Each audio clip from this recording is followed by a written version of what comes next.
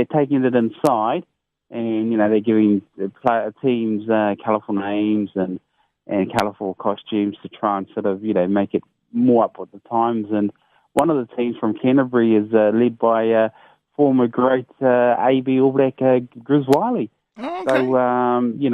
So with that sort of participation and trying to sort of improve the sport of lawn bowls and to make it more appealing and more exciting, you can't get a better ambassador than that. And it'll be interesting to see how it takes off. If it takes off here in New Zealand, it could be one of those codes that it could be something to watch out for in the future.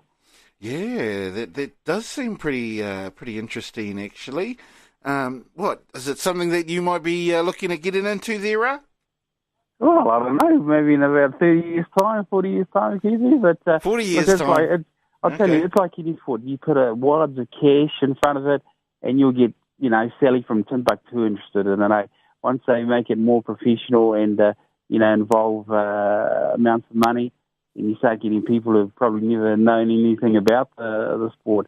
It's amazing what money can do to sort of enhance and promote, a code that has usually been known for its slow and laid-back style.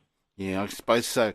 Anyway, we've come to the close of Full-Time for another week. But before we do go, let's go out with how we usually go out with a bang, I dare say, I would suppose.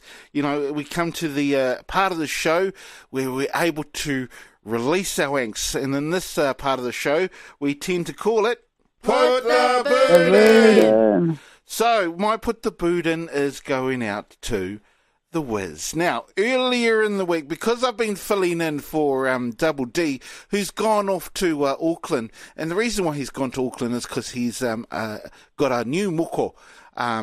So big congratulations goes out to Double D.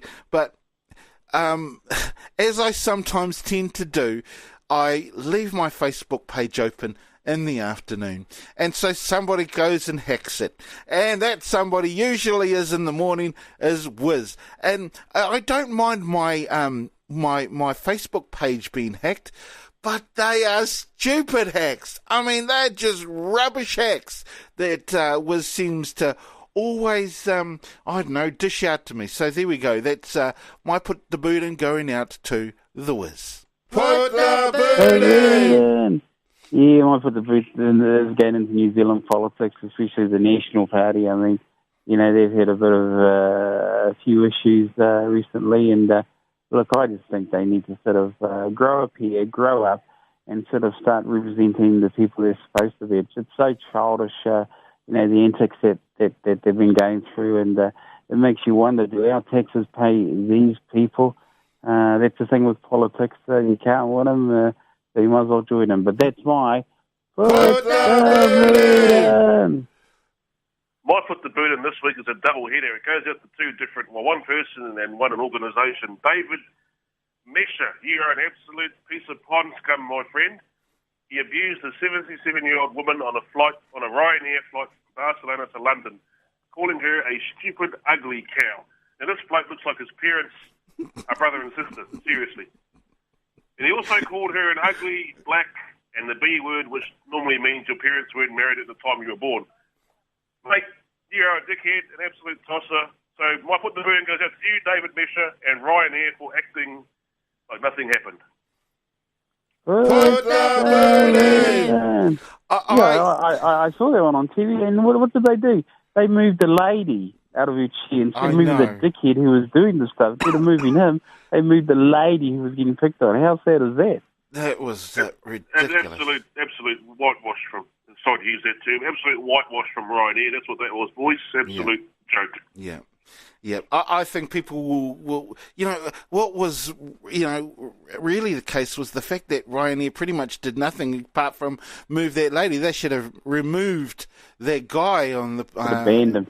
Yeah, and so he gets a whole free aisle all to himself, and the lady's got a, that was just ridiculous. I saw it on Facebook myself. Didn't know the guy's name, so glad that you did your research to find out who that guy was, man. David Mesha, and he's had a crack at who was speaking a foreign language, and the plane was in Spain, you dipstick. Oh, what a fool. But the thing is, there are fools all over this world, though, aren't there? Did someone say Simon Bridges? Yeah, talk about building bridges, he's destroying them, that guy, I tell you. Oh, man. I think they are, aren't they? Oh, I don't know. Who the hell? No. They're kind of representing the people that are voting for them, aren't they? National, aren't they? I don't know. Well, sometimes, you wonder why. You wonder why your taxes pay them, eh? It's so trivial and it just seems so childish. It's just like, man, that's what we're paying them for, just to bicker and, my pay is bigger than your pay sort of thing. It's ridiculous. Oh, that's politics for you, though, hey? That's how politics rolls, doesn't it? That's how politics survives and thrives, I dare say. But speaking of driving, good luck to how's that hunt for a woman going, mate? There was a I'll be honest. That particular hack has probably gotten more responses than most, because at least that one was relatively good. But usually his hacks, man, rubbish. I don't know, just rubbish. I should really put the boot into myself for not logging myself out of my Facebook. But yeah. No, you should put the boot into yourself for trying to conjure up some story that someone hacked you, when in actual fact, truth be known, Keith Niwa, are you on the meat market? No, that's not the case at all. Anyway, that pretty much ends us off here on Full-Time.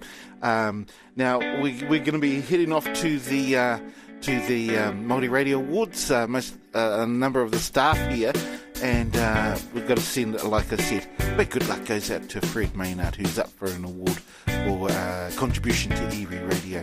So certainly looking forward to that. Looking forward to the rugby, of course, the rugby test, Aussie against the All Blacks. But really looking forward to that test day, JT, to the Kiwis in England. Man, that's going to be a good one, eh, bro?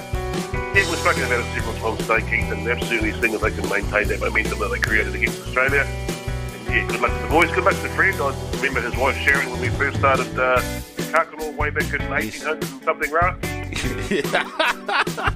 You were back there, eh, Ra? Too long ago, Keith. Very long ago. And well, that pretty much is us here on Full-Time. Thanks for joining us, and you guys out there have a great weekend.